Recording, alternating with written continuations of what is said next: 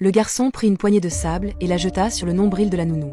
Elle pensa simplement qu'il jouait, sans se douter qu'il l'observait déjà avec une attention inhabituelle, malgré le charme qu'elle conservait. Chaque jour, il rêvait d'un avenir impossible avec elle, mais la vérité allait bouleverser toute perception.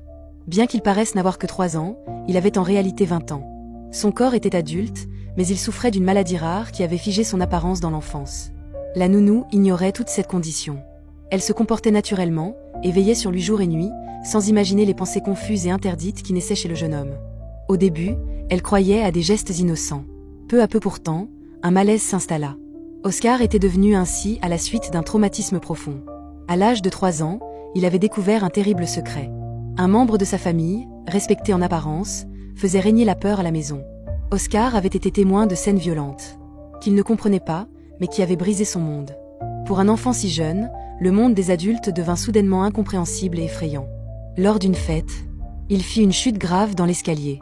Il survécut, mais une grave blessure à la colonne vertébrale stoppa sa croissance. Depuis ce jour, il resta prisonnier du corps d'un enfant de 3 ans. Alors qu'Oscar s'apprêtait à avouer ses sentiments à la nounou, il la vit avec un autre homme. La jalousie et la colère l'envahirent. Jacques perdit le contrôle et ne pensa plus qu'à une chose, se venger de cet homme.